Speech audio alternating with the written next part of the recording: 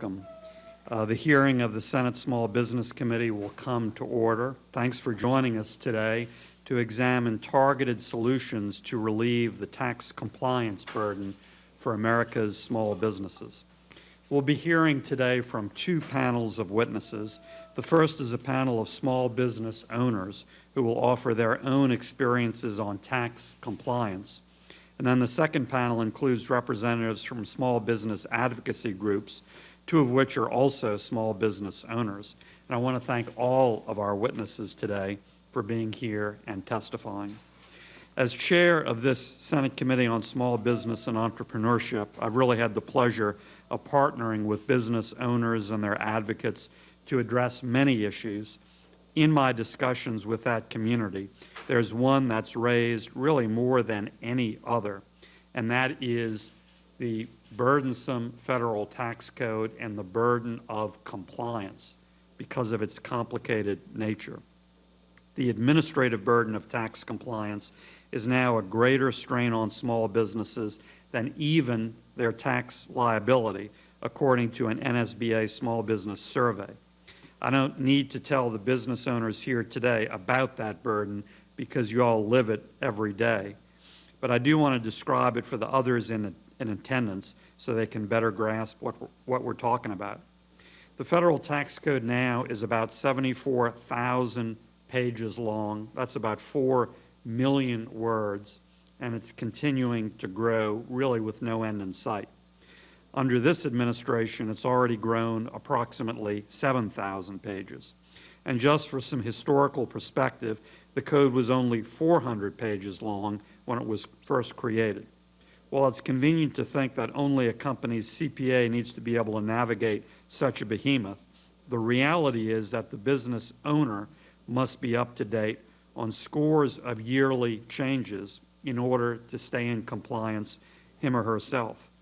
So I think it's safe to say that every single business owner would much rather focus his or her time and energy on growing the company. Next, according to the National Federation of Independent Businesses, small businesses annually spend 1.7 billion hours on tax compliance. That's billion with a B. And $15 to $16 billion on compliance costs. Put it another way, that's over 194,000 years worth of time spent cumulatively to comply with all the rules and regulations. Bringing it down to hours we can actually wrap our heads around, nearly 40% of small businesses spend 80 hours or more a year on tax compliance, and a quarter of all small businesses spend more than 120 hours. And that doesn't even take into account state and local income, sales, property taxes, etc. That's just the federal compliance burden. Imagine if those billions of hours spent complying with the IRS could actually be spent on focusing on the business and job growth. Finally, the cost of compliance to small businesses is 70% higher than bigger firms, and the reason is simple. Small businesses simply don't have the army of accountants and tax attorneys that much bigger entities have. So clearly it is a disproportionate burden and hindrance to small businesses. So just to recap and offer some perspective on what a typical small business owner may face to remain in compliance. It's equivalent to navigating over 5 King James Bibles, takes up roughly 2 40-hour work weeks, and it's the cost of taking your family to Disney World.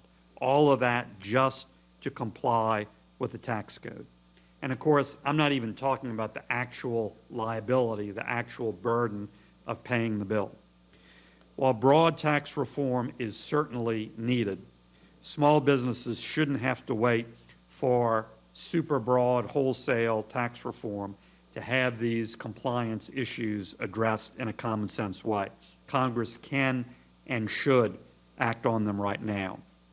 And so today I'm filing a Small Business Tax Compliance Relief Act.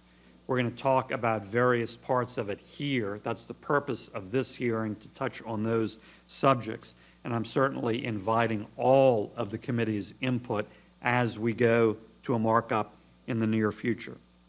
This provides relief from those provisions most often cited by small business as overly restrictive, confusing, or just really nonsensical to the small business. These are issues that have been raised at previous committee hearings and small business roundtables, and the legislation provides real solutions to those very real problems. And even though wholesale reforms and tax rates aren't touched, small businesses have indicated that addressing these specific issues would be a significant win to reduce their compliance burden in a substantial way. Or in terms we can all understand, it helps a small business's bottom line even without touching the tax liability itself. In addition, many of these provisions enjoy broad support, as evidenced by the many groups that have signed on to supporting this. And I have a stack of those letters of support. Let me just list the groups very briefly.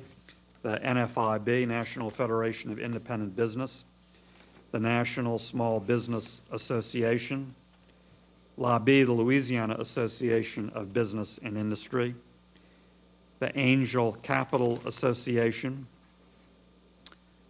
the Louisiana Society of Certified Public Accountants, the Small Business and Entrepreneurship Council, the Small Business Investor Alliance, the Small Business Advocacy Council, and outside of those who have given their letter of support, we also have 5 groups endorsing the bill publicly: the American Institute of CPAs, the National Association for the Self-Employed, the Chamber of Commerce of Hawaii, the Colorado Association of Commerce and Industry, and the Greater North Dakota Chamber of Commerce. And I'd ask unanimous consent to make all of this part of the record. Without objection, so ordered. Many of these compliance solutions even have bipartisan support, and that's very significant, and we're continuing to build bipartisan support and take suggestions for this bill as we go to a markup. In conclusion, small businesses are the job creators around America. But when you consider the burden of tax compliance that's placed on their shoulders, you may have to wonder how they stay open at all. It's an unfortunate truth, but Congress and the IRS simply do not often lean toward the options of small businesses when crafting laws and regulations. And it's certainly the mission of this committee to try to correct that and try to balance that out. I'm confident that our witnesses today can shed light on these and other issues.